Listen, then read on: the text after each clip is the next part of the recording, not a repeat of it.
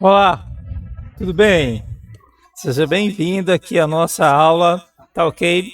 Nessa aula nós vamos tratar aqui dos pilotos automáticos, da automação da mente. Você sabia que a mente tem uma automação? Então nós vamos tratar desse assunto hoje aqui com vocês, ok? Então vem com a gente, vamos começar aqui sobre os pilotos automáticos. Ou seja, existe a nossa consciência, aquilo que a gente faz consciente, e existem as ações que a gente faz sem pensar direito. Essas ações que a gente faz sem pensar são ações automáticas, ou seja, são ações do automatismo mental. Beleza? Então veja só, a mente, além de ter as suas capacidades de raciocínio, lógica, cognição, ela também tem dentro dela uma certos fenômenos da mente que provocam a automação das ações e do pensamento humano. Certo? Então nem sempre a gente faz as coisas bem consciente delas. Às vezes a gente faz as ações meio que inconsciente. Então, para a gente fazer as ações mais conscientes, a gente precisa fortalecer o nosso eu, nossa vontade consciente, para que ela consiga entrar em ação e perceber os comandos, os pilotos automáticos que vão aí trabalhar junto com o eu na elaboração do pensamento. Essas teorias são baseadas aí no pensamento do professor Augusto Cury. Ele elaborou a teoria multifocal da inteligência. Então, baseada na teoria multifocal da inteligência, nós temos aí alguns pilotos automáticos. O eu, o ego, seria justamente a nossa memória, né? Nossa história, as nossas memórias, são tudo guardados numa caixa preta lá, que é a memória da gente. Dentro dessa caixa preta, existe lá os fenômenos do inconsciente, né? Esses fenômenos do consciente, eles são muito complexos e eles trabalham junto para a formação do eu, que é a nossa personalidade, nossa vontade consciente. Entre eles nós temos, segundo a teoria multifocal, o gatilho da memória, a âncora da memória, o alto fluxo, e todos esses componentes aí, eles vão trabalhar junto com a memória, tá? Resgatando, trazendo essa memória à tona e criando as ações baseadas nesse pensamento que já vem praticamente todo construído, e ele é só colocado para o eu, que era a parte consciente. Tá? Funcionam da seguinte forma: eles são produtores, tá, do pensamento. Eles são os que produzem a leitura dos fenômenos da memória. E os fenômenos da memória são essa caixa preta de segredos da nossa personalidade. Eles são coadjuvantes da construção do psiquismo. Eles vão dar uma ajuda aí. A âncora mental, né? Ela se fixa na janela da memória. O alto fluxo é uma tendência que a gente tem que manter um contínuo mental, né? De pensamento, de motivação. Então a nossa mente, ela tende a manter um alto fluxo. E o gatilho da memória seria justamente aquilo que desperta as nossas lembranças lá do nosso inconsciente, lá do nosso registro, da nossa caixa preta da memória, certo? Os fatores externos são aqueles que vão influenciar na construção da nossa personalidade. E quais são esses fatores que constroem a nossa personalidade? A personalidade é construída pela carga genética e um ambiente é um ambiente social. Então, por exemplo, tudo que a gente vive desde a nossa concepção até o momento do parto, quando a gente sai do útero materno e entra num útero diferente, que é o útero social, onde vamos receber a influência do ambiente e vamos falar, o treinamento mental começa basicamente no útero materno, e depois nós treinamos também a nossa mente através do útero social, das regras da sociedade, do ambiente que nós estamos inseridos, beleza? Os fatores externos. Quais são esses fatores externos que influenciam a nossa personalidade? são os construtores quando passamos a liberar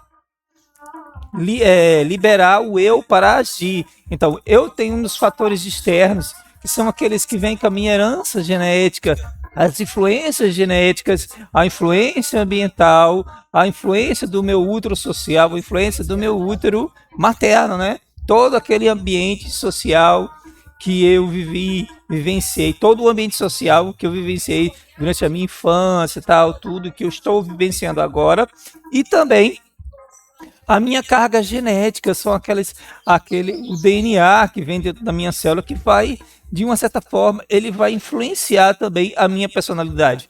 Ele vai construir aí um ambiente químico cerebral, uma tendência a ter um ambiente químico cerebral específico, certo? E a minha influência ambiental, tanto do útero social como do útero materno, todas essas vivências vão construir os fatores externos. Mas internamente eu tenho a minha vontade consciente, percebe?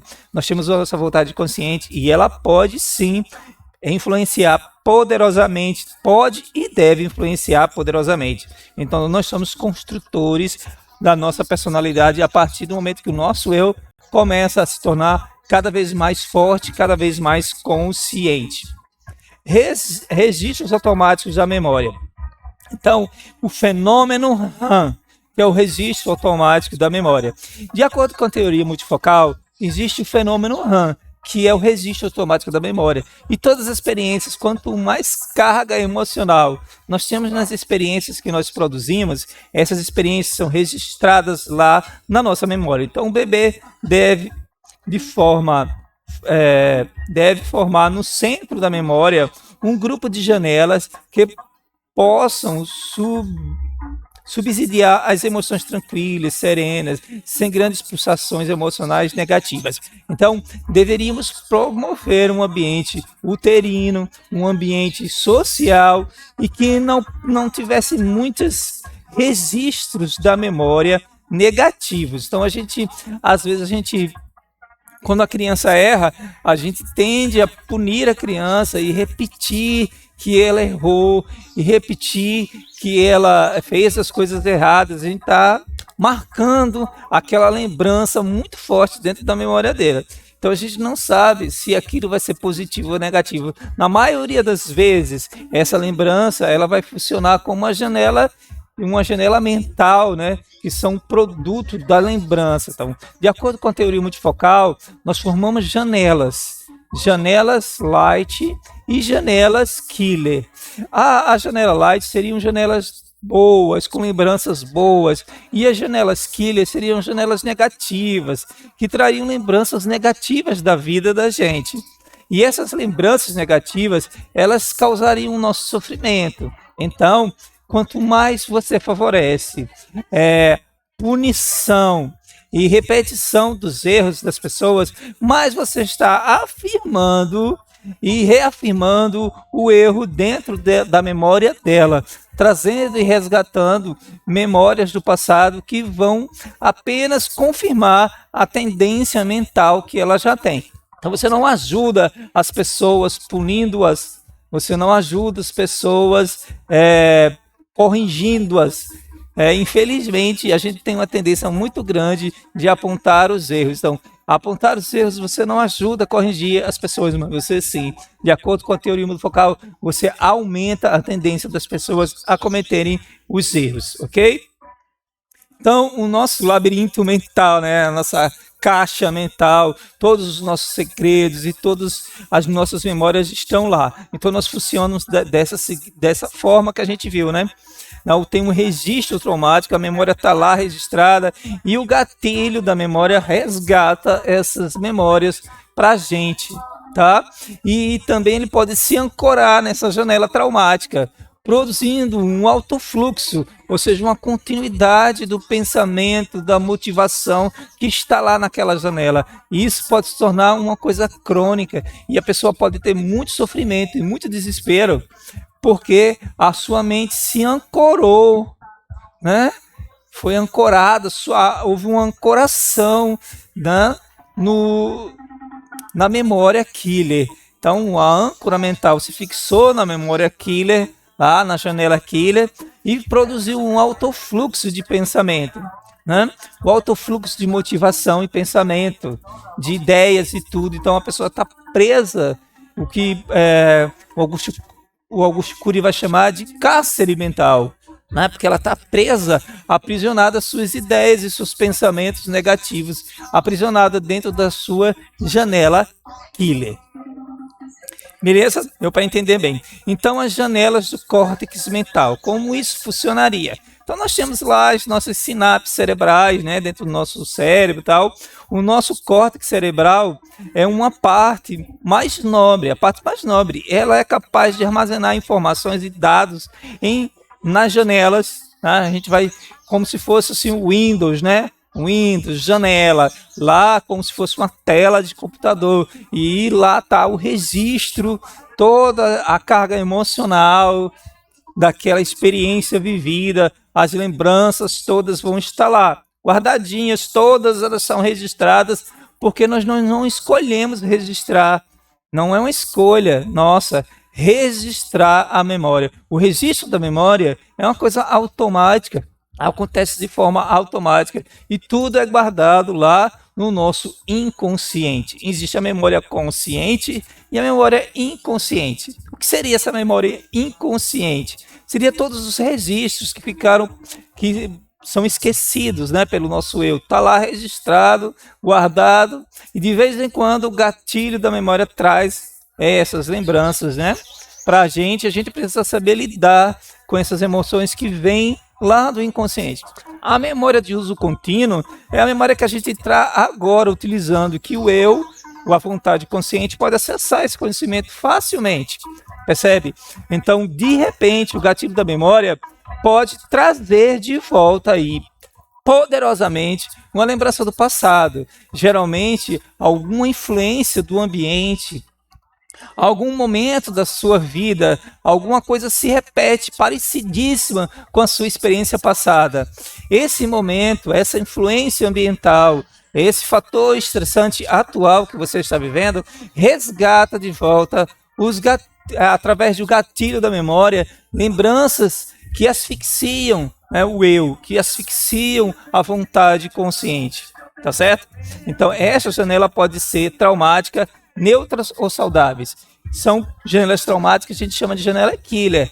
E as janelas saudáveis são janelas light. E tem as janelas neutras, que não têm lembranças negativas, nem têm lembranças positivas, ok?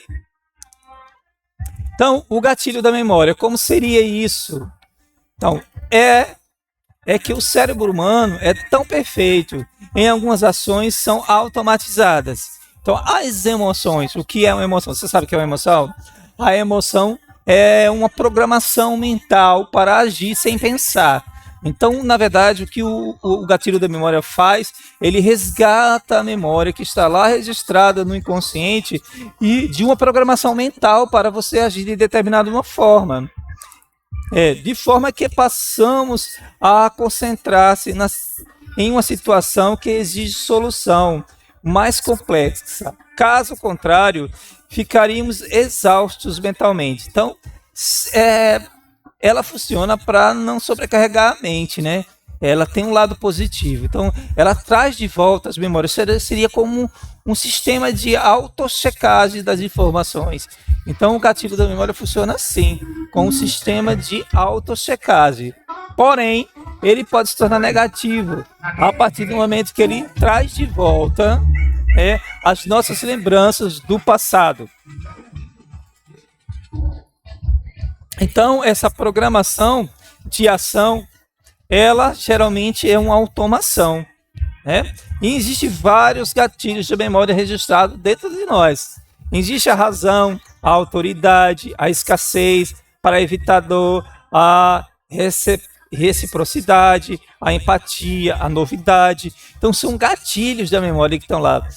Quando esses gatilhos são ativados, nós temos uma resposta praticamente quase que automática, de automação. Então, a gente faz uma ação e não pensa muito no que está sendo feito. Na verdade, o sistema emocional, essa produção emocional, ela é uma coisa inconsciente, ela não é produzida de forma tão consciente. Já o sentimento é uma emoção que está sendo percebida em parte, mas as emoções, elas funcionam de forma muito automatizada, ok?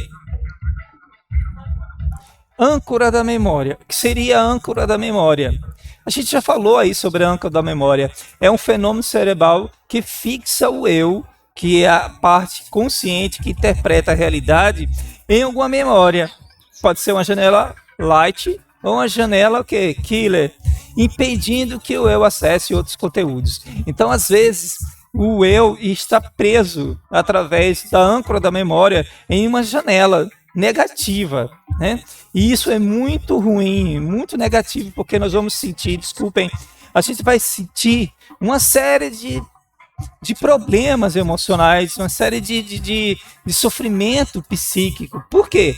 Por que vai acontecer? Porque lá naquela janela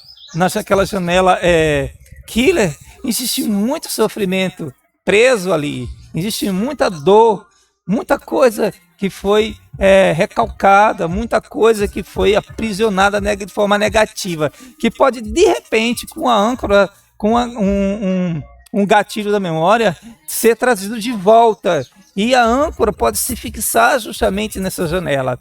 Então a gente produz um circuito cerebral fechado, ou seja, uma leitura contínua daquele problema, uma produção de pensamentos, de ideias, de imaginação.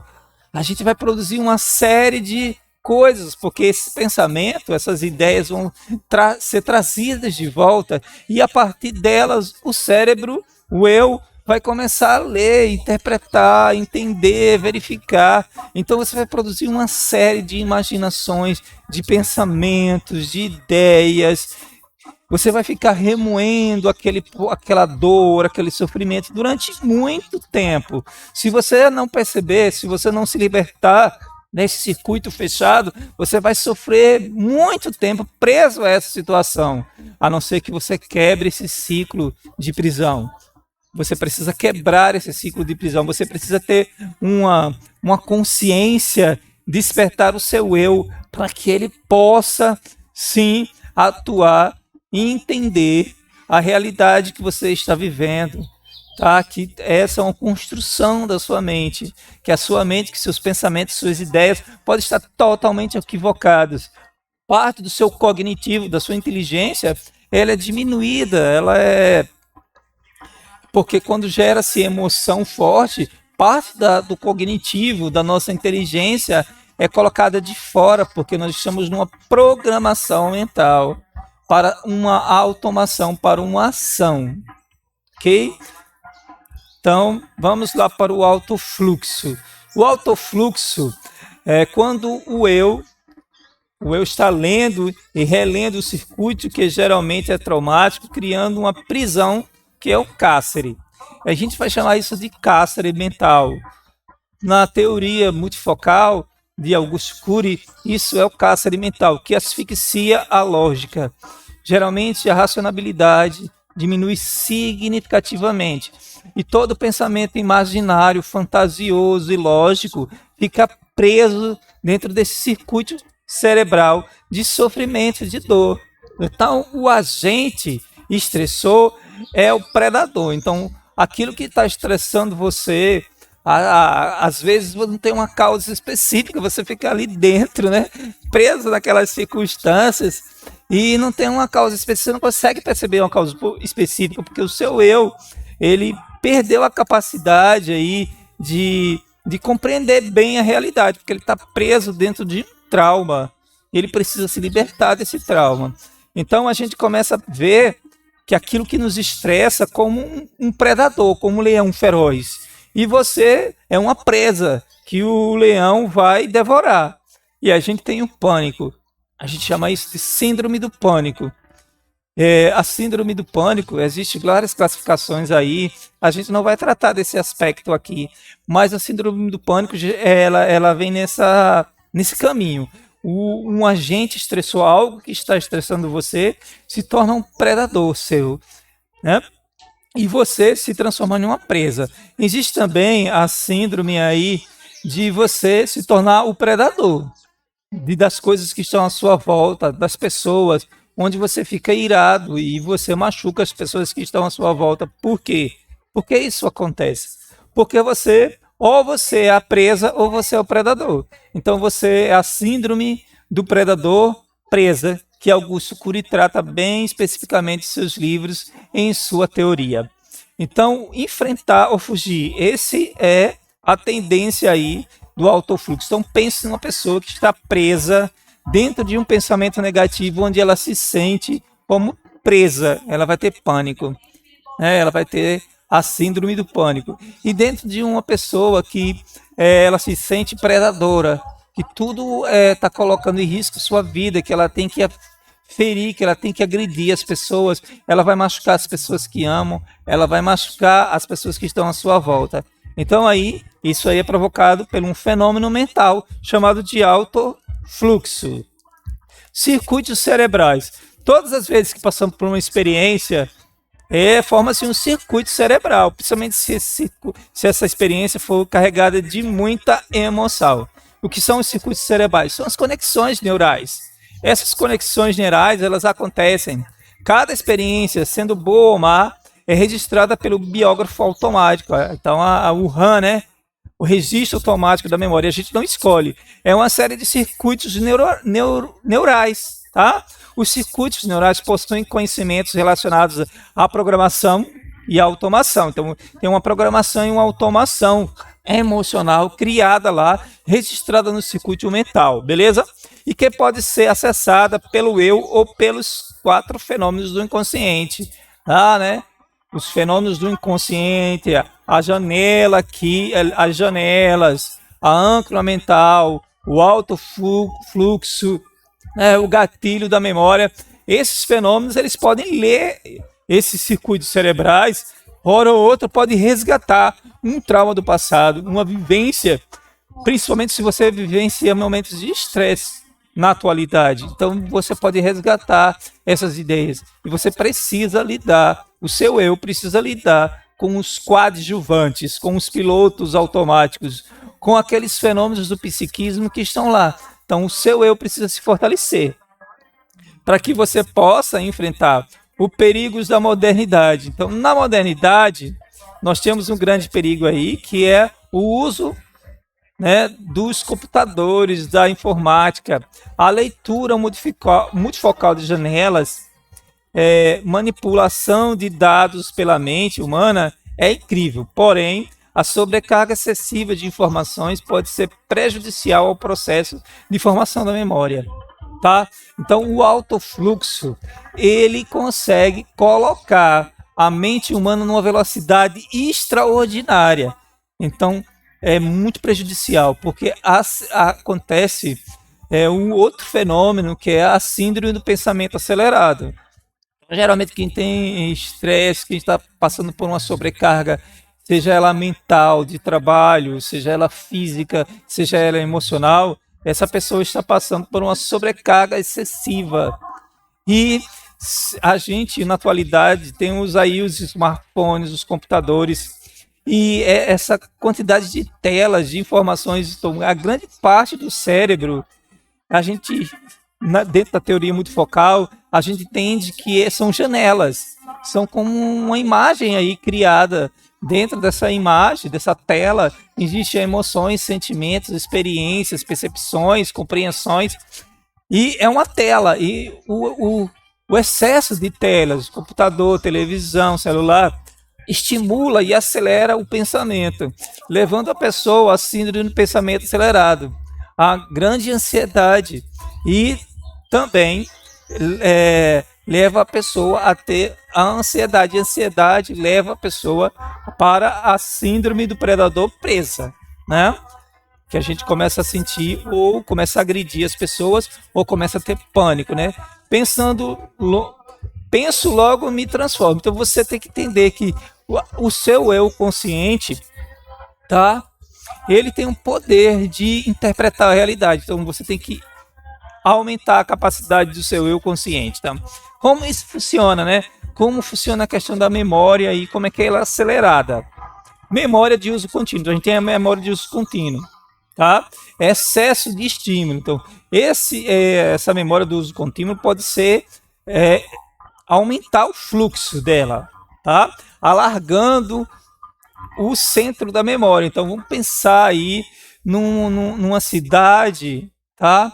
Que tem o seu fluxo, né, de carros. De repente, o fluxo de carro aumenta e muitos carros acontece um grande engarrafamento. Agora pense isso dentro do seu cérebro, várias telas e várias informações passando tudo muito rápido, estimula o alto fluxo. O alto fluxo é uma cadeia de pensamento numa velocidade nunca vista. Então, seu cérebro começa a pensar muito rápido, pensamento gerando pensamento muito, muito, muito rápido. E isso estressa o eu, deixa o eu cansado, porque ele não consegue interpretar toda aquela realidade que está aí diante dele. Tantas telas, tantas imagens, porque a nossa inteligência é multifocal, é baseada em janelas. Janelas que se projetam, que o eu, a vontade consciente, tem que interpretar. Então acontece a síndrome do pensamento acelerado.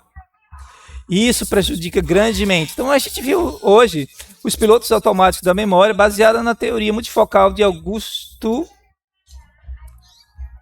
do professor